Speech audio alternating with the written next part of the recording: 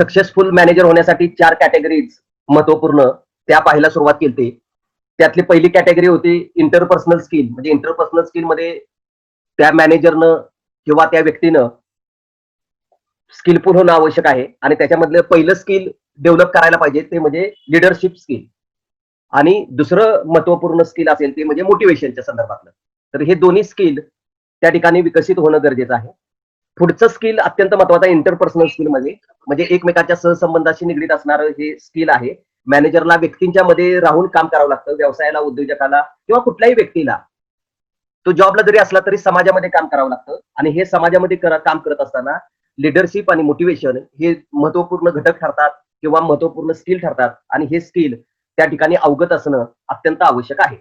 त्यानंतर पुढचं स्किल आहे ते म्हणजे कम्युनिकेशन स्किल. कम्युनिकेशन म्हणजे ज्याला आपण सुसंवाद किंवा संवाद कौशल्य ज्याला म्हणतो, तर ते संवाद कौशल्य आपण विकसित करणं आवश्यक आहे. आता संवाद कौशल्याच्या संदर्भामध्ये आपण याच्यापूर्वी देखील अभ्यास केलेला आहे. बीकॉम फर्स्ट मध्ये आपल्याला कम्युनिकेशन स्किल होतं. संवाद कौशल्याच्या संदर्भामध्ये आपण अभ्यास केलेला आहे. तर कम्युनिकेशन याचा अर्थ काय, की दोन व्यक्तीमधलं संदेशवहन, हे संदेशवहन योग्य पद्धतीने व्हायला पाहिजे. आणि ह्या संदेशवहनामध्ये प्रामुख्यानं 3 घटक असतात. एक आहे संदेश देणारा, दुसरा आहे संदेश घेणारा आणि जे काही सांगितलं जातं तो संदेश, ह्या तिन्हींचं मिळून कम्युनिकेशन घडत असतं किंवा संवाद घडत असतो. त्या संवादाला ह्या 3 महत्वपूर्ण बाबी आहेत आणि त्याच्यासोबत मग विविध प्रकारचे संवादाची माध्यमं आहेत. आणि मग माध्यम म्हणजे आता मी जे तुमच्याशी आता इंटरनेटवरती बोलतोय, तर हे सुद्धा काय संवादाचं माध्यम आहे आपलं. आपण बोलू शकतोय. मला जे काही सूचना सांगायची किंवा मला जे काही मेसेज तुमच्यापर्यंत पोहोचवायचा आहे, तो मेसेज मी याच्या माध्यमातून तुमच्यापर्यंत पोहोचवू शकतो. किंवा फोनवर बोलतो आपण किंवा समोरासमोर बोलतो किंवा लाऊडस्पीकरवरती आपण बोलतो.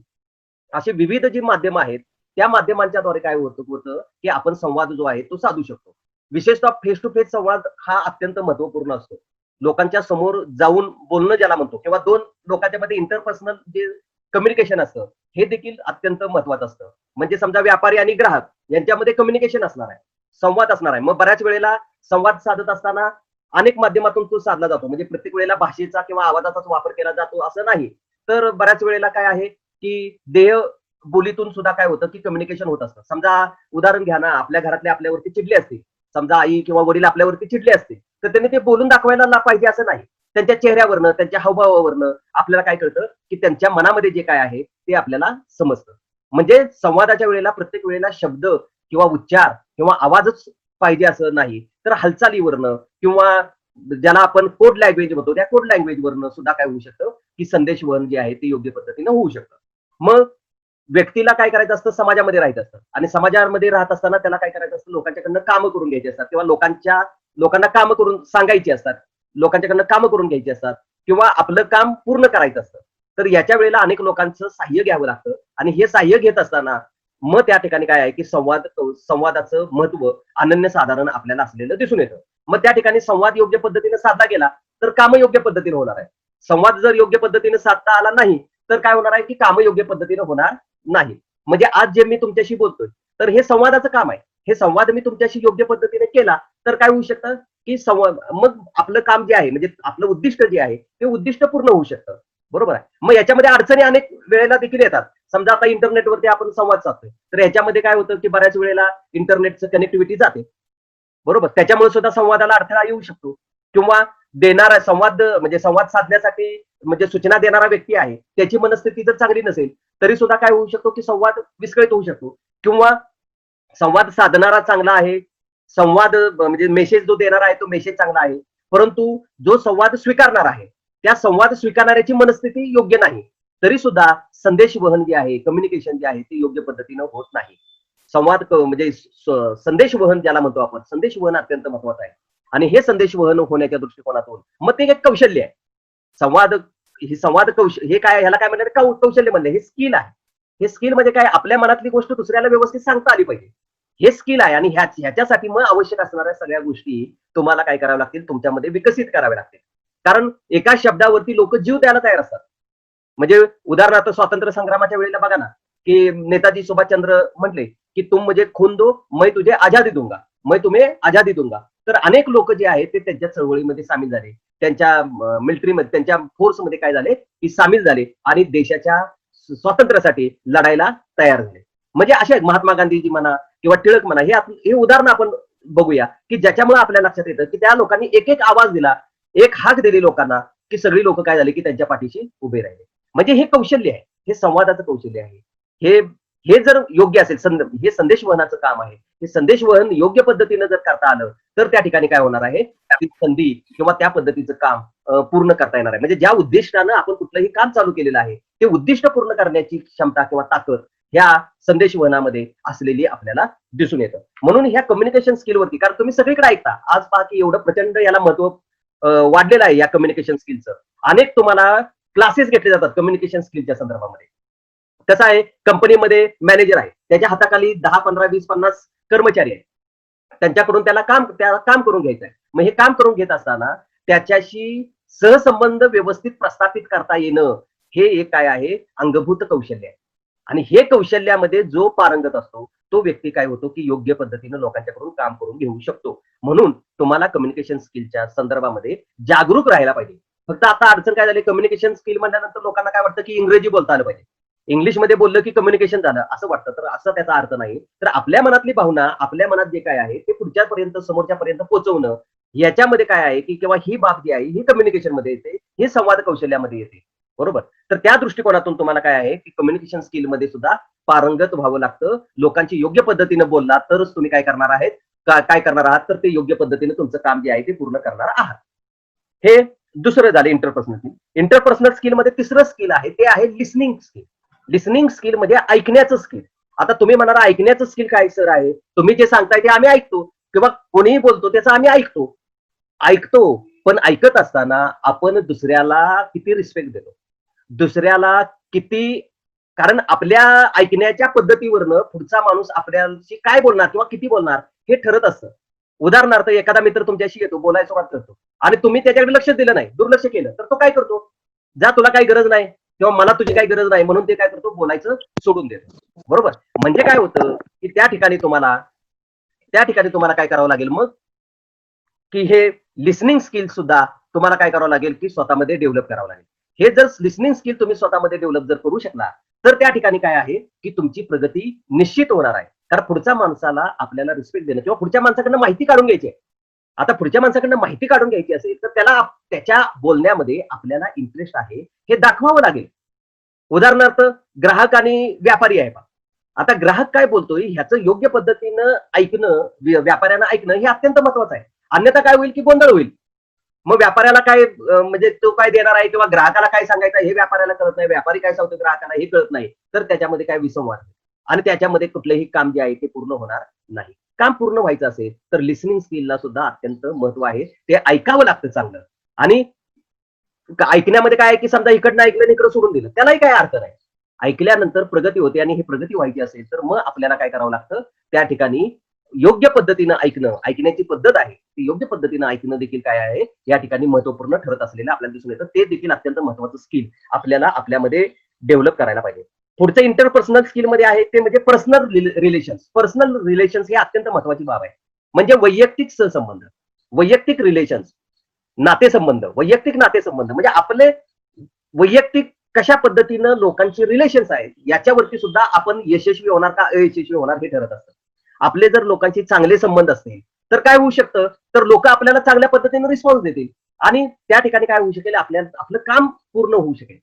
हल्ली पहा, नेटवर्किंग हा शब्द अत्यंत महत्वाचा मार्केटमध्ये विकसित झालेला आपल्याला दिसून येतो. नेटवर्किंग म्हणजे काय, एकमेकांचं जाळं, हे जाळं जेवढं मजबूत, हे जाळं जेवढं मोठं, हे जाळं जेवढं ताकदवान, तर त्या ठिकाणी काय होणार आहे की ते काम जे आहे कुठलंही ते त्या ठिकाणी पूर्ण होणार आहे. म्हणजे व्यवसाय उद्योग असू द्या किंवा व्यवस्थापक मॅनेजर असू द्या, त्याला काय करावं लागेल, आपलं पर्सनल रिलेशन दुसऱ्याशी त्याला काय करावं लागेल, डेव्हलप करावं लागेल. हे जर तो योग्य पद्धतीने करू शकला तरच काय होणार आहे की त्याला काम करून घेणं सोपं जाणार आहे. लोकांच्या मध्ये राहत असताना, लोकांच्या समूहामध्ये राहत असताना आपले रिलेशन्स कसे आहेत, जर खुन्नस असेल एकमेकाबद्दल, एकमेकांचं वाईट वाटत असेल, एकमेकांच्या बद्दल आपुलकी, प्रेम, जिव्हाळा, उत्साह एकमेकांबद्दल जर नसेल तर त्या ठिकाणी काय आहे की परत काम योग्य पद्धतीनं होणार नाही. म्हणून पर्सनल रिलेशन्स मेंटेन करणं हे अत्यंत महत्वाचं असतं. अनेक लोक जे आहेत ते यशस्वी होत आहेत किंवा यशस्वी झालेले आहेत याचं प्रमुख कारण हे काय आहे की या लोकांचं रिलेशन्स जे आहेत ते अतिशय व्यवस्थित असतात. ते अतिशय चांगल्या पद्धतीनं लोकांना काय करत असतात, ते हँडल करत असतात. कारण लोकांना हँडल करता येणं ही देखील अत्यंत महत्वपूर्ण कला असलेली आपल्याला दिसून येते. आणि मग त्याच्यामध्ये काय करावं लागतात, बिल्डअप करायला लागतात. पर्सनल रिलेशन्स काय आहेत करावं लागतात, बिल्डअप करायला लागतात. आपोआप ते होत नसतात. आपोआप होत नसतात. आपल्याला मुद्दामून त्या लोकांची बोलावं लागतं. त्यांना काही मदत करावी लागते. त्यांच्याकडनं काही मदत घ्यावी लागते. त्यांना योग्य पद्धतीनं मान सन्मान त्या ठिकाणी द्यावा लागतो. तरच काय होतात, की पर्सनल रिलेशन जे आहेत ते डेव्हलप होतात. प्रेम, आपुलकी, जिव्हाळा विकसित करावा लागतो आणि मुद्दामहून ह्या गोष्टी कराव्या लागतात. असं होत नाही, की आपोआप सगळ्यांचे रिलेशन मेंटेन झाले. असं अजिबात होत नाही. तर त्याच्यासाठी काय करावं लागतात, विशेष प्रयत्न करावे लागतात आणि ते देखील स्किल आहे. अनेक लोक पहा, की आपण त्याला म्हणतो तो लई तुसड्या स्वभावाचा आहे. हे तुसड्या स्वभावाचा आहे म्हणजे काय? की तो त्या पद्धतीनं काय करतो, की आपल्याला लोकांच्या मध्ये काय करतो, की तो रिस्पॉन्स योग्य पद्धतीनं देत नाही. म्हणून काय होतं, की तो योग्य पद्धतीनं लोकांची रिलेशन मेंटेन करू शकत नाही. अहो, काहीतरी लोक असे असतात मुलं, की त्यांचे 4-5 मित्रमंडळी त्यांना जपायचं म्हणलं ना, तरी सुद्धा त्यांना जमत नाही. सारखं धुसफूस आणि भांडणं त्यांच्यामध्ये चालू असतात. हे सुद्धा काय आहे, की त्या ठिकाणी योग्य नसलेलं आपल्याला दिसून येतं. म्हणजे पर्सनल रिलेशन्स हा देखील अत्यंत महत्वाचं स्किल आहे आणि ते डेव्हलप करायला पाहिजे. पुढचं इंटरपर्सनल स्किल मध्ये येतं ते म्हणजे निगोशिएशन स्किल. निगोशिएशन म्हणजे काय? बार्गेनिंग. बार्गेनिंग म्हणजे काय? तर भाव ठरवणं ज्याला आपण म्हणतो त्याला बार्गेनिंग थोडक्यात म्हणतात. किंवा माझं म्हणणं जे आहे ते व्यवहाराला बसल्यानंतर माझं म्हणणं हे दुसऱ्याला पटवून देण्याचं जे स्किल आहे, हे निगोशिएशन स्किल. हे निगोशिएशन स्किल अत्यंत महत्वाचं आहे आणि त्याला सुद्धा विशिष्ट पद्धतीनं विकसित करावं लागतं. कारण याच्यामध्ये जर यश मिळालं, निगोशिएशन मध्ये जर यश मिळवता आलं, तर त्या ठिकाणी कामं काय आहेत ती पूर्णपणे होणार आहे. उदाहरणार्थ मॅनेजर आहे आणि मॅनेजर आहे आणि कामगार आहे.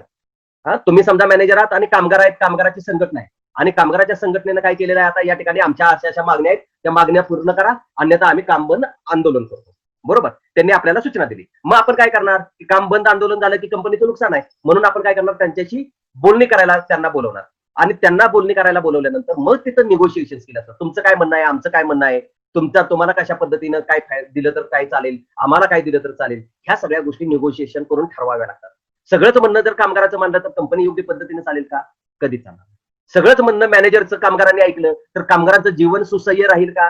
राहणार नाही. म्हणजे कामगारांना सुद्धा मागण्या केल्या पाहिजेत. मॅनेजरनं सुद्धा कामगारांच्याकडनं काही अपेक्षा ज्या आहेत त्या ठेवल्या पाहिजेत आणि तशा पद्धतीनं जर संबंध विकसित करता आले किंवा तशा पद्धतीचं निगोशिएशन स्किल जर डेव्हलप करता आले, तर त्या ठिकाणी दोन्ही बाजूचं पार्टीचं काम जे आहे ते योग्य पद्धतीनं पूर्ण होणार आहे. म्हणून निगोशिएशन स्किल हे देखील अत्यंत महत्वपूर्ण असणारं स्किल तुम्हाला तुमच्यामध्ये विकसित करणं गरजेचं आहे. आणि पुढचं जे इंटरपर्सनल स्किल मध्ये अत्यंत महत्वाची गोष्ट आहे ती म्हणजे इथिक्स. इथिक्स म्हणजे काय? नीतिमत्ता. तुम्ही नीतिमत्तेनं वागलं पाहिजे. आता नीतिमत्तेनं वागणं म्हणजे काय, की समाजामध्ये राहत असताना काही अलिखित नियम आहेत. काही गोष्टी ठरलेल्या आहेत. त्या प्रत्येक वेळेला तुम्हाला स्पष्ट सांगितल्या जात नाहीत किंवा लिहून दिल्या जात नाहीत. बरोबर. पण ते काय करावं लागतं, की ते त्या गोष्टी त्या वेळेला काय करावं लागतात, पाळाव्या लागतात. एखाद्या व्यक्तीच्या मृत्यूच्या समयी तुम्ही तिथं उपस्थित आहात आणि तिथं मोठ्यानं हसायला लागला आणि म्हणायला लागला, "बरं झालं गेला ते, तो जाणारच होता. त्याला त्याची वेळ झाली होती." असं मोठ्यानं म्हणायला लागला. तर लोकं तुम्हाला काय करतील? वेडा ठरवतील. तुम्हाला लोकं काय करतील? त्रास देतील. लोकं तुम्हाला विरोध करतील. म्हणजे त्या ठिकाणी काय आहे, की तुम्हाला योग्य व्यवहार ज्ञानानं नीतीशास्त्रामध्ये काय आहे, की योग्य व्यवहार ज्ञान वापरता आलं पाहिजे. व्यवहार ज्ञान वापरता आलं पाहिजे. कॉमन सेन्स ज्याला आपण म्हणतो, हा कॉमन सेन्स आपल्याला त्या ठिकाणी वापरता आला पाहिजे आणि तो विकसित करावा लागतो. तर विचार करून, आपण सतत अभ्यास करून, मनन चिंतन करून ही गोष्ट जी आहे ती आपल्यामध्ये स्वतःमध्ये विकसित करू शकतो. त्याचबरोबर दुसरी बाब नीतीशास्त्रामध्ये काय, की कुठलंही काम करताना प्रामाणिकपणे करा. दुसऱ्याला न्याय द्या. आपल्यामुळं दुसऱ्याला कधीही त्रास होणार नाही. ह्या भावनेनं जर कामं केली, तर लोकं आपल्याला स्वीकारतात. माझ्या मनात येतं तसंच मी वागणार, मला पाहिजे तसंच तुम्ही वागायचं. असा जर कयास किंवा अशा पद्धतीचा जर प्रयत्न केला, तर तिथं काय होतात, लोकं तुम्हाला मान-मान्यता देणार नाहीत, तुमचं ऐकणार नाहीत, तुमच्याशी संबंध विकसित करणार नाहीत किंवा व्यवस्थित ठेवणार नाहीत. म्हणून नीतिमत्तेनं वागणं, चोरी न करणं, खोटं न बोलणं, लोकांना त्रास न देणं, बरोबर, लोकांना न फसवणं. आता व्यापारी आहे आणि वजन करतोय आणि वजन करून माल देतोय आणि इकडं खालच्या बाजूला चुंबक लावलं, वजनाच्या बाजूला चुंबक लावलं. हा, आहे ना, तुम्ही ऐकलं ना, असा काळा बाजार करणारे अनेक लोक किंवा मालामध्ये भेसळ केली. हे नीतीला धरून आहे का? हे नीतीला धरून नाही. दुसऱ्याला त्रास होणारी कुठलीही गोष्ट नीतीशास्त्रामध्ये बसत नाही. म्हणून मग तुम्ही काय करायला पाहिजे, इथिक्सनं वागलं पाहिजे. व्यापाराला, उद्योगाला, मॅनेजरला इथिक्स ठरलेले आहेत. प्रत्येक व्यक्तीला, समाजामधल्या प्रत्येक व्यक्तीला काय झालेलं आहे, की इथिक्स ठरलेलं आहे. नीतीशास्त्र ठरलेलं आहे. समजा तुम्ही स्टुडंट लाईफ मध्ये आता, तर स्टुडंट लाईफचे काही विशिष्ट गोष्टी ज्या आहेत ते ठरलेल्या आहेत. विद्यार्थ्यांना वागायचं कसं, नीतीनं त्यानं वागायचं कसं, ह्याचे अलिखित नियम समाजानं तयार करून ठेवलेले आहेत. आणि त्या नियमाप्रमाणे काय करावं लागतं, आपल्याला वागावं लागतं. आणि त्या नियमाप्रमाणे जर आपण वागलो तरच त्या ठिकाणी काय करणार आहोत, आपण यशस्वी होणार आहोत. अन्यथा आपण योग्य पद्धतीने वागू शकणार नाही, यशस्वी होऊ शकणार नाही, जगण्याचा आनंद आपल्याला मिळणार नाही. जगण्याचा जर आनंद तुम्हाला प्राप्त करायचा असेल तर तुम्हाला नीतिमूल्य जी आहेत ती जपली पाहिजेत. व्हॅल्यूज त्याला म्हटलं जातं, मूल्यांना काय म्हटलं जातं, व्हॅल्यूज म्हटलं जातं. हे व्हॅल्यूज तुम्हाला काय आहे की त्या ठिकाणी जपणं अत्यंत आवश्यक आहे, अत्यंत गरजेचं आहे. तरच तुम्ही काय करू शकता की समाजामध्ये योग्य पद्धतीने तुमची वर्तणूक जी आहे ती स्वीकारार्ह अशा पद्धतीची राहील. अन्यथा लोक तुम्हाला नाकारतील आणि लोकांनी तुम्हाला नाकारणं याचा अर्थ तुम्ही अपयशी असणं किंवा अपयशी होणं होय. त्यामुळे लोकांनी तुम्हाला स्वीकारलं पाहिजे आणि लोकांनी स्वीकारलायचं असेल तर तुम्हाला नीतिमत्तेनं वागणं हा महत्वपूर्ण घटक आहे. ओके, समजा मॅनेजर आहे, कर्मचारी आपल्या हाताखाली आहे. मग आता कर्मचारी आपल्या हाताखाली आहे तर माणुसकीचा गंध न ठेवता आपण पाहिजे तसं त्याला जर वापरायला लागलो, पाहिजे तसं जर त्याला बोलायला लागलो तर ते काय योग्य ठरेल का?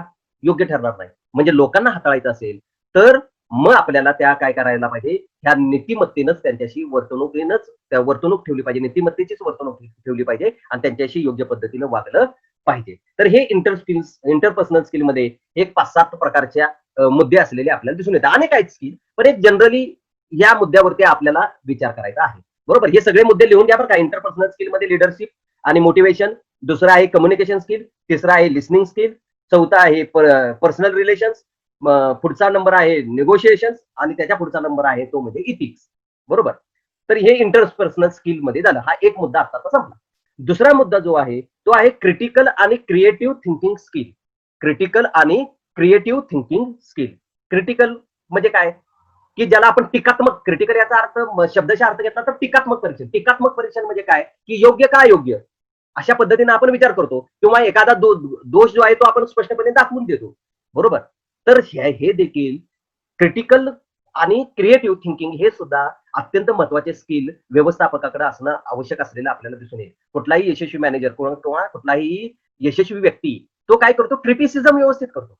म्हणजे योग्य का अयोग्य हे तो योग्य पद्धतीने ठरवू शकतो. हे स्किल आहे. आपल्याला बऱ्याच वेळेला कळतच नाही की कुठली गोष्ट चांगली, कुठली गोष्ट वाईट, कुठली गोष्ट करायला पाहिजे, कुठली गोष्ट केली नाही पाहिजे. आणि अनेक वेळेला तर आपण जागच नसतो, झोपेतच कामं करतो, मूर्छेतच कामं करतो, जागृत आपण नसतो.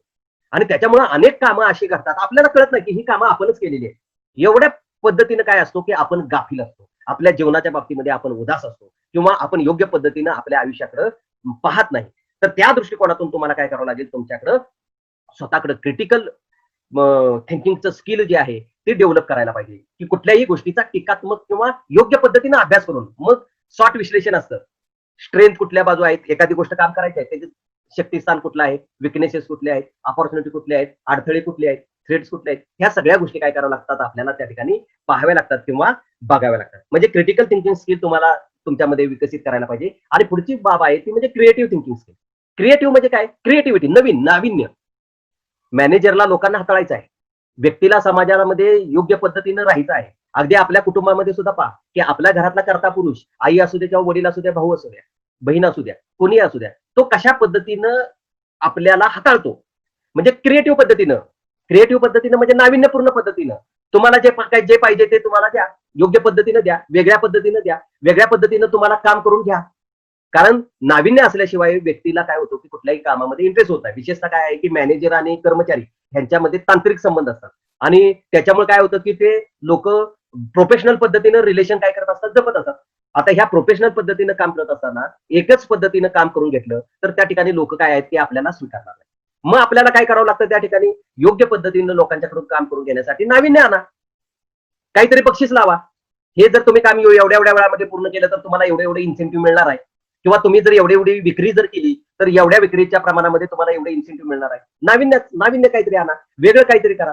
तुम्ही एवढी विक्री केली तर तुम्हाला परदेशामध्ये प्रवासासाठी पाठवलं जाईल, पर्यटनासाठी तुम्हाला पाठवलं जाईल, त्याचा खर्च सगळी कंपनी करेल. असं अनेक पद्धतीनं, वेगळ्या पद्धतीनं लोकांच्याकडनं काय आहे की कामं करून घेता येऊ शकतात. आणि मग त्याच्यासाठी मग काय आहे की क्रिएटिव्ह थिंकिंग, नाविन्यतेचा ध्यास, नाविन्यतेचा शोध पाहिजे. आणि प्रत्येक वेळेला नाविन्य किंवा नवीनता हे प्रत्येक वेळेला एकदम पूर्ण नवीन पाहिजे असं नाही. अस्तित्वात असलेलीच गोष्ट वेगळ्या पद्धतीने लोकांच्या पर्यंत नेणं हे सुद्धा क्रिएटिव्ह ठरू शकतं, हे सुद्धा नाविन्याचा भाग घटक ठरू शकतं. आणि बऱ्याच वेळेला काय होतं की एकाच बाजूने लोक बघतात, दुसरी बाजू लोकांना माहिती नसते. ते दुसरी बाजू तुम्ही लोकांना सामोरे आणा. कंपन्यांच्या बाबतीमध्ये प्रत्येक वेळेला कंपनी नवीन शोध लावणं शक्य नसतं. मग कंपन्या काय करतात, आहे त्या वस्तूमध्येच रिसर्च अँड डेव्हलपमेंट करून वेगळ्या पद्धतीचं फीचर्स त्याच्यामध्ये वैशिष्ट्य त्या वस्तूमध्ये निर्माण करतात आणि त्याच्यामुळे काय होतं की ती वस्तू नाविन्यपूर्ण बनते आणि नाविन्यपूर्ण ज्या वेळेला गोष्ट असते त्यावेळेला लोक काय करतात, ती गोष्ट स्वीकारतात. तर तुम्ही सुद्धा क्रिएटिव्ह थिंकिंगचे असले पाहिजेत, नवीन काहीतरी करण्याच्या विचाराचे असले पाहिजे, तरच लोक तुम्हाला सुद्धा काय करणार आहेत, स्वीकारणार आहेत. किंवा लोकांच्याकडून काम करून घेत असताना आपण नाविन्यपूर्ण पद्धतींचा वापर त्या ठिकाणी करणं गरजेचं आहे आणि आपण स्वतः काय असलं पाहिजे, क्रिएटिव्ह थिंकिंग आपलं असलं पाहिजे आणि त्याच्यासाठी मग काय आहे की तुम्हाला विशिष्ट पद्धतीने विचार करावा लागेल, विशिष्ट पद्धतीने तुम्हाला काय करावं लागेल की स्वतःला डेव्हलप करावं लागेल. म्हणजे क्रिएटिव्ह थिंकिंग हे एक महत्वाचा घटक आहे. त्यानंतर अत्यंत महत्वाचं गोष्ट येते ती म्हणजे प्रॉब्लेम सॉल्व्हिंग. ह्याच्यावरती सुद्धा एक एक दिवसाचे वर्कशॉप 2-2, 10-10 दिवस ह्याच्यावरती बोलता येऊ शकतं. Problem solving. प्रॉब्लेम म्हणजे काय, अडचण, समस्या. आणि हे समस्या कुठलीही सोडवायची असेल तर त्याला काय आहे की एक विशिष्ट पद्धत असते, एक प्रोसेस असते. त्या प्रोसेसनं गेला की मग तुम्हाला काय होतं, की प्रॉब्लेम सुटतो. म्हणजे समजा प्रॉब्लेम काय आहे हे पहिल्यांदा शोधावं लागेल. कारण बऱ्याच वेळेला आपल्याला काय प्रॉब्लेम आहे हे आपल्यालाच कळत नसतं. मग आपल्याला काय प्रॉब्लेम आहे ते आपल्याला पहिल्यांदा शोधावं लागेल. मग त्याच्यासाठी उत्तरासाठी कुठले कुठले विविध पर्याय आहेत, त्या पर्यायांचा विचार करावा लागेल, त्या पर्यायांचं मूल्यमापन करावं लागेल. मग तो पर्याय आपल्याला योग्य आहे का अयोग्य आहे याच्या संदर्भामध्ये विचार करावा लागेल. मग तो पर्याय वापरला तर आपला फायदा काय होणार, नुकसान काय होणार, ह्या सगळ्या गोष्टींचा विचार करावा लागेल. आणि मग अंतिमतः अनेक पर्यायातून एका पर्यायाची काय करावं लागेल, निवड करावी लागेल. आणि मग त्यावेळेला तो काय होईल की प्रॉब्लेम जो आहे तो सॉल्व्ह. प्रॉब्लेम सॉल्व्हिंग हा देखील अत्यंत महत्वाचा घटक आहे. कारण कुठलंही काम करत असताना प्रॉब्लेम हा येतच असतो, समस्या ही येतच असते. असं कुठलीच गोष्ट नाही की समस्येविना असते. तर प्रत्येक बाबीमध्ये, प्रत्येक गोष्टीमध्ये समस्या असतात, अडचणी असतात. पण ती सोडवण्याची क्षमता किंवा ती सोडवण्याची ताकद आपण आपल्यामध्ये विकसित करायला पाहिजे. मग त्याच्यासाठी काय शिकावं लागलं तर ते तुम्हाला शिकावं लागेल. त्याच्यासाठी काय नॉलेज अक्वायर करण्याची गरज असेल, स्किल काय घेण्याची गरज असेल तर ते घ्यावं लागेल. तर प्रॉब्लेम सॉल्व्ह होतील ना. म्हणजे हे प्रॉब्लेम सॉल्व्ह करण्यासाठी सुद्धा काय आहे, की एक विशिष्ट पद्धत आहे आणि त्या पद्धतीचा तुम्ही स्वीकार केला, तरच त्या ठिकाणी काय होणार आहे, तुम्हाला योग्य पद्धतीनं त्याचं योग्य पद्धतीनं तुम्हाला काय करता येणार आहे, प्रॉब्लेम सॉल्व्हिंग जर तुम्हाला करता आलं तर तुम्ही योग्य पद्धतीनं काम पूर्ण करू शकणार आहेत. तुमच्या उद्दिष्टापर्यंत तुम्ही पोहोचू शकणार आहे. लोकांना त्यांची ध्येय तुम्ही प्राप्त करून देण्यासाठी मदत जी आहे ती तुम्ही करू शकणार आहात. म्हणजे हे तिसरं झालं प्रॉब्लेम सॉल्व्हिंग मधला भाग. आता जे प्रमुख तिसरं स्किल जे आहे, जे आवश्यक आहे ते म्हणजे प्रॅक्टिकल स्किल. म्हणजे केवळ विचार करून चालणार नाही, तर विचाराला काय करावं लागतं, आपण नेहमी म्हणतो विचाराला कृतीची जोडायला द्यावी लागेल. म्हणजे प्रॅक्टिकल करावं लागेल. प्रॅक्टिकल करणं म्हणजे काय, प्रत्यक्ष कृती करणं. म्हणजे सगळा विचार केला पण विचारासोबत तुम्हाला जोपर्यंत कृती करणार नाही तोपर्यंत तुम्हाला काय करावं लागणार, काय मिळणार नाही, यश मिळणार नाही. मग त्याच्यामध्ये पहिला घटक येतो तो म्हणजे गोल सेटिंग. त्यातला पहिला घटक कुठला आहे, गोल सेटिंग. गोल सेटिंग म्हणजे काय, ध्येय, टार्गेट. टार्गेट निश्चित करा. आहेत का आपली टार्गेट लिहिलेली, आहेत का आपण ध्येय लिहिलेली की हे टार्गेट आम्ही पूर्ण करणार आहोत. आणि हे टार्गेटच्या बाबतीमध्ये अत्यंत महत्वाची गोष्ट सांगितली जाते की हे स्मार्ट पद्धतीनं टार्गेट जे आहेत ते ठरवले पाहिजे. दोन गोष्टी टार्गेटच्या बाबतीमध्ये आता महत्वाच्या मी तुम्हाला सांगणार आहे, एक स्मार्ट आणि दुसरं जे आहे ते स्मार्ट पद्धतीनं आणि कुठली कुठली ध्येय किंवा टार्गेट जे आहेत ते ठरवायचे असतात. तर आता स्मार्ट मध्ये काय पहा, SMART. यस म्हणजे काय की ते स्पेसिफिक, म्हणजे तुम्ही जे टार्गेट ठरवलेलं आहे ते स्पेसिफिक असलं पाहिजे. म्हणजे काय, उदाहरणार्थ मी श्रीमंत होणार, ह्या श्रीमंत होणारला अर्थ नाही, स्पेसिफिक ठरलं पाहिजे की माझ्याकडे पुढच्या वर्षीपर्यंत 10 कोटी रुपये असते. स्पेसिफिक, निश्चित. हे लक्षात ठेवा, टार्गेट ठरवताना आपल्याला अनेक वेळेला सगळ्यांनी सांगितलेलं की ध्येय निश्चित करा, काम करा. पण ध्येय कशी निश्चित करा, ध्येय कशी असली पाहिजे हे आपल्याला कोणीही सांगितलेलं नाही. म्हणून ध्येय ठरवत असताना मग पहिल्यांदा काय करायला पाहिजे, आपण स्मार्ट पद्धतीने ठरवत असताना स्पेसिफिक, बरोबर. दुसरी गोष्ट आहे यम. यम म्हणजे काय, मेजरेबल, मोजता येणारे असले पाहिजे. श्रीमंत होणार, किती होणार, मग मोजता आले पाहिजे ना त्याच्यासाठी. मग माझ्याकडे काय पाहिजे की मी ठरवलेलं असलं पाहिजे की 10 कोटी, 50 कोटी, 100 कोटी, बरोबर. म्हणजे ते मोजता आले पाहिजेत. आणि दुसरी गोष्ट मोजता येताना काय असतं की समजा माझे एका महिन्याचं मी टार्गेट ठरवलं की 10 लाख रुपये मी कमवणार आहे. 10 लाख रुपये कमवणार आहे तर मला मोजता आलं पाहिजे की 15 दिवसाला माझ्याकडे 5 लाख रुपये पाहिजे.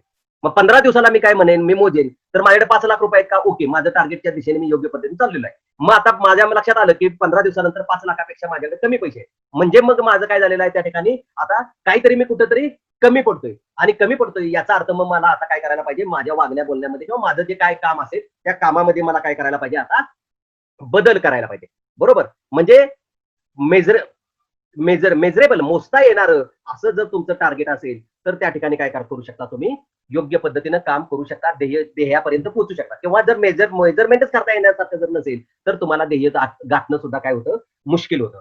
त्यानंतर SMA, ए म्हणजे अटेनेबल म्हणजे काय, अटेंड करता येईल, आपल्याला मिळवता येईल असं असलं पाहिजे. बऱ्याच वेळेला आपले ध्येय काय असतात की कुठं काही ठरवलेलं असतं, काहीतरी वेड्यासारखा मनात विचार येतो आणि काही आपण ठरवतो. समजा आता मी बीकॉमला आहे आणि उद्या म्हणतो मी आता काय करणार आहे की डॉक्टर होणार. आता बीकॉम होऊन MBBS कधी होता येणार आहे का? होणार नाही. म्हणजे अटेनेबल पाहिजे. बरोबर.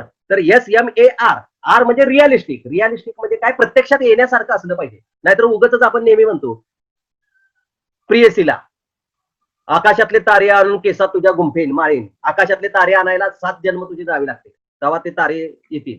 बरोबर. रिअलिस्टिक असलं पाहिजे, पटण्यासारखं असलं पाहिजे आणि ते आपल्या मनाला पण पटलं पाहिजे. उद्या त्याला मी म्हटलं एका दिवसात माझं ध्येय आहे आज, एका दिवसात 10 कोटी रुपये कमवणार.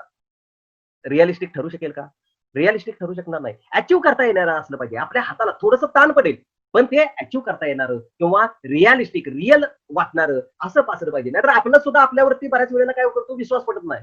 मग आपण काय करतो, हसूनच आपण सोडून देतो. काय विचित्र माणूस आहे मी, काहीतरी माझ्या मनात येतं, असं कधी घडतं का, दिलं सोडून.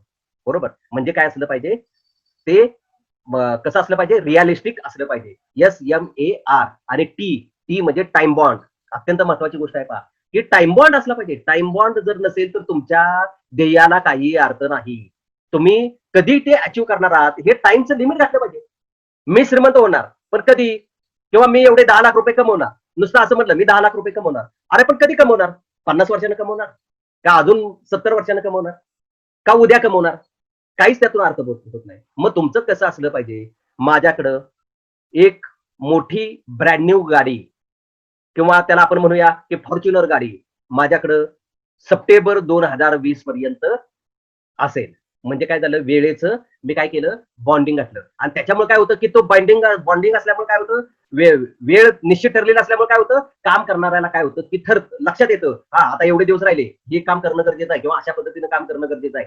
टाइम बॉन्डिंग असेल तर काय होऊ शकतं की त्या ठिकाणी व्यक्ती जो आहे तो बांधला जातो. म्हणजे अशा पद्धतीनं स्मार्ट, SMART, स्मार्ट पद्धतीनं तुमची जर ध्येय ठरवली असतील तरच ती कुठंतरी यशस्वी होण्याच्या मार्गावर असतील, अन्यथा ती यशस्वी होत नाहीत. ते फक्त दिवा संकल्पना असतात किंवा फक्त ती स्वप्न असतात. स्वप्नांमध्ये आणि ध्येयामध्ये फरक असतो.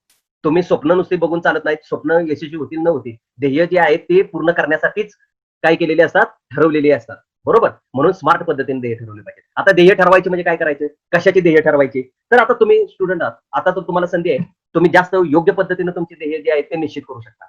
की बाबा माझं करिअर काय असेल, माझं म्हणजे मी नोकरी कशामध्ये करेल किंवा मला शिक्षण कशामध्ये करायचं आहे. म्हणजे 4-5 पद्धतीचे ध्येय निश्चित करू शकतो व्यक्ती. तेवढेच असतात. माझं सोशल लाईफ कसं असेल, माझं पर्सनल रिलेशन्स कसे असतील, माझी आर्थिक स्थिती कशा पद्धतीची असेल. बरोबर. म्हणजे ध्येय ठरवताना सुद्धा काय आहे की एक लिमिट, माझं फिजिकल बॉडी, माझी तब्येत काय असेल ह्याचं मी टार्गेट ठरवू शकतो ना, ध्येय ठरवू शकतो ना. आता माझं वजन कमी आहे, समजा माझं आता 40 किलो वजन आहे, मला 60 किलो वजन करायचं आहे. म्हणजे काय झालं की हे टार्गेट झालं माझ्यासमोर की मला 60 किलो वजन करायचं आहे. बरोबर. म्हणजे आरोग्याच्या दृष्टीने किंवा एखादा आजार असतो, एखाद्या व्यक्तीला एखादा आजार असतो आणि त्याला ते मेडिसिन कळतं किंवा व्यायाम करायला सांगतो, सांगितलं जातो. समजा एखाद्याला अस्थमाचा त्रास आहे आणि त्याला सांगितलं जातं की म्हणजे एखादा प्राणायाम तुम्ही करा, त्याच्यामुळे तुमचा काय होईल की रोग जो आहे तो दूर होईल किंवा तुमचं डाएट सुधरा, खाणं तुमचं सुधरा, की जेणेकरून तुम्ही काय व्हाल, व्यवस्थितरित्या तुम्ही दुरुस्त व्हाल. बरोबर. मग असं जर असेल तर त्या ठिकाणी तुम्हाला काय करावं लागतं, मग ते आरोग्याचं टार्गेट जे आहे ते डोळ्यासमोर ठेवावं लागतं आणि मग ते टार्गेट जे आहे ते पूर्ण करायला लागतं. म्हणजे प्रामुख्यानं पहा की आर्थिक टार्गेट आपलं असलं पाहिजे, लिहून घ्या. आर्थिक टार्गेट आपलं असलं पाहिजे, आरोग्याच्या संदर्भामध्ये आपलं टार्गेट असलं पाहिजे, आपल्या शिक्षणाच्या बद्दल आपलं टार्गेट असलं पाहिजे, आपलं करिअरच्या संदर्भामध्ये आपलं टार्गेट असलं पाहिजे, आपल्या रिलेशनच्या संदर्भामध्ये आपलं टार्गेट असलं पाहिजे. रिलेशन, नातेसंबंध ज्याला म्हणतो, त्याच्या संदर्भातलं आपलं टार्गेट असलं पाहिजे. त्यानंतर आपलं सोशल टार्गेट असलं पाहिजे. समाजासाठी मी काय करणार आहे, आतापर्यंत सगळं जे करतोय ते मी माझ्यासाठी करतोय. पैसा मी माझ्यासाठी कमवणार, नोकरी मी माझ्यासाठी कमवणार, शिक्षण मी माझ्यासाठी घेणार, रिलेशन मी माझ्यासाठी जपणार. बरोबर आहे. पण मी समाजासाठी काय देणार, ते समाजासाठी काय देणार आहे त्याचं ते हे सुद्धा तुम्ही काय केलं पाहिजे, ठरवलं पाहिजे. म्हणजे अशा पद्धतीनं तुम्ही ध्येयाच्या बाबतीमध्ये विचार करणं प्रॅक्टिकली अत्यंत आवश्यक आहे.